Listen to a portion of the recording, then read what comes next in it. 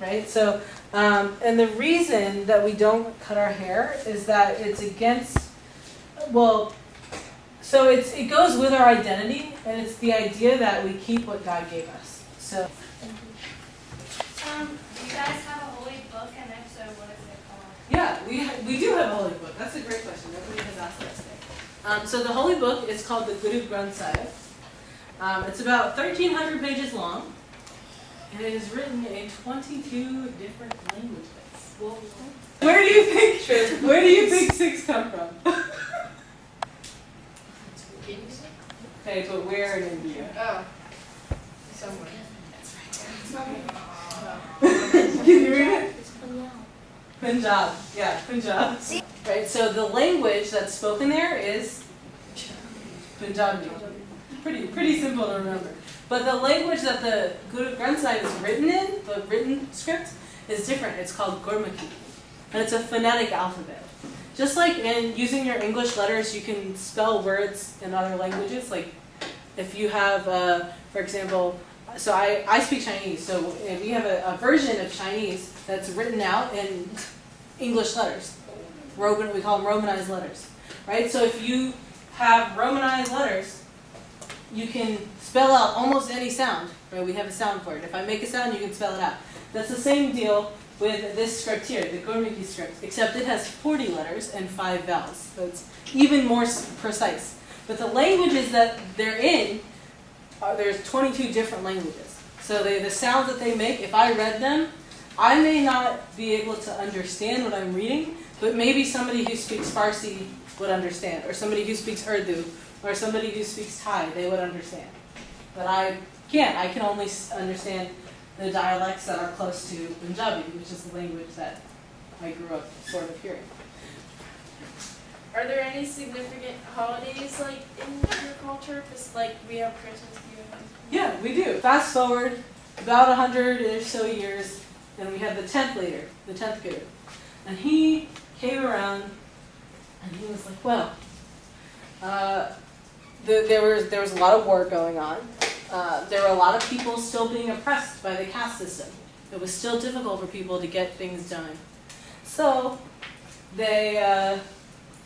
he said, well, we're Sikhs, we need to be able to help people out.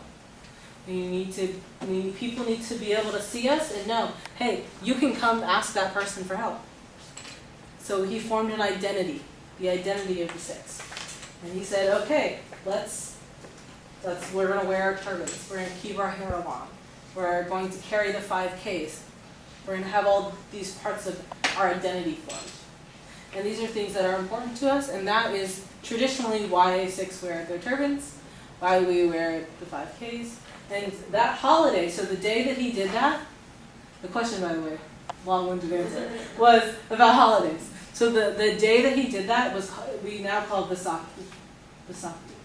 And we celebrated on April 14th, and it's our biggest holiday.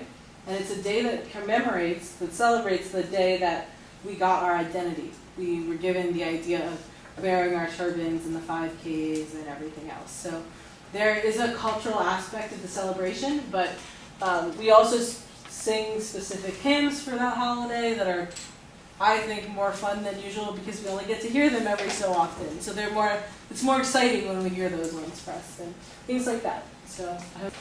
Do you know how many Sikhs live in Maryland? Do I know how many Sikhs live in Maryland? I don't know about Maryland, but in terms of how many Sikhs live in the U.S., it's about 250,000. And I would say there are at least thousands of Sikhs Definitely. in Maryland. Yeah.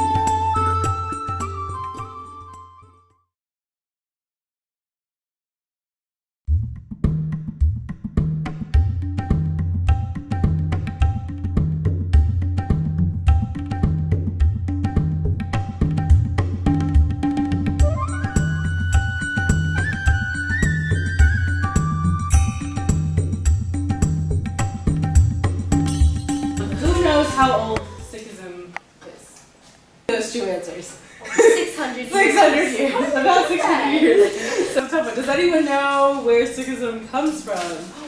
Punjab. Punjab. Yeah, great. What do you think India and Punjab were like in 1469? The caste. The caste system. Yeah, the caste system was in place. So Guru Nanak was the first leader or founder of the Sikh religion. And he looked around him at all of these people who had to kind of walk through life like this because they weren't allowed to touch anybody or look at anybody, right? The untouchables, and he said, that's absolutely absurd, right? That's ridiculous. We're all people. There's no reason that we can't interact with each other on an equal basis. He also, consequently, had an older sister. And he loved his older sister a lot, and he realized that she was very, very frustrated with the way that she was required to live her life because of the rules of society. And he said, that's absurd. My sister can do anything she wants to do. She can do anything I can do, that's for sure.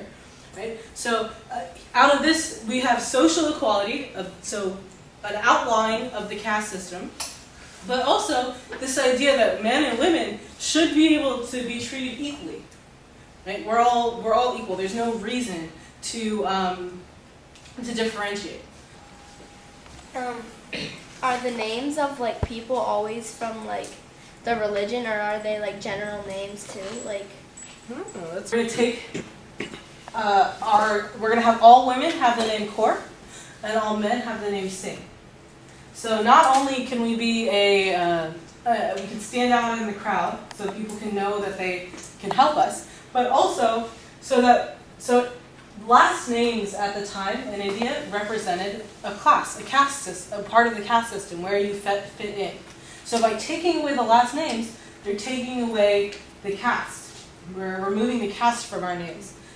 There is a tradition that on the day the child is born, like every morning in Amritsar at the Golden Temple, they'll open the holy book and they'll pick out a section to read. And so parents will, as a kind of acknowledgement of the higher beings, they'll take that first letter and give the child a name beginning with that letter. It's also very common that then kids are given another nickname. Yeah. It really makes no sense. And it's kind of funny because now that Facebook has come around, I still have a lot of cousins in India, and I'm getting friend requests. And I'm like, who the heck is that? Because they're using their real name, and I've known them as their nickname all their life. So if they don't have a picture there, I can't figure out which cousin this is. It's kind of funny, but that's how a lot of the names come about. Does that answer your question? It's totally up to them. Yeah. But traditionally, a woman will always keep the last name Kaur, and a man will always keep the last name Singh. So what we haven't talked about right now or yet is that what we're talking about in class is the principle of Sikhism, right? So these are sort of the ideals, these are the sort of guidelines of the religion. How the religion is practiced is different, right? Is that we're all sort of on these individual journeys, and we as individuals sometimes follow things. Some people follow them more closely than others do, right? So what we're talking about is that principle. We're on that level, and on that level, a Sikh female will always keep the last name Kaur, regardless of if she gets married, and a Sikh male will always keep the last name Singh. so I don't know what that's called, but I don't really know what a lot of things are called. But like when I was watching the video, like they took off their shoes and like sat down on like the floor, and like they gave each other like trays and like ate like food then. So the meal is called Lamba. Back in the day, it was a very big deal for people to be able to go in at any time and get food for free. Right? So it served those in need, but it also was a tool for equality, because everybody goes in there. The kings and the untouchables are sitting together on the floor, sharing the same exact food. The same food. So the langar is done as a way to not only bring a community together like it is in your parish, but it's also a way the Sikhs serve their community. And that service piece is very central to the Sikh religion, and in fact other religions, of going beyond giving money or something and actually getting out there and helping people. So there are groups of Sikhs that have actually set up disaster relief, and they went to help New Orleans and Louisiana after Hurricane Katrina. They went to Haiti after the big earthquake there, and they basically set up langar for 5,000 people, because you can feed a lot of people with a few sacks of rice and lentils. But that service, that element of service is common to so many religions, whether you're tithing part of your salary. The Quakers are big into serving communities as well. There's that of God in everyone, but what can we do for others? Everyone can help everyone else in some way. So across all the religions, I think that's, whatever religion you look at, you'll find that. But it's all about caring, brotherhood, and looking after your fellow man, whoever they are. I mean, if there's one God, it's all the same God, right? We're just worshipping in different ways.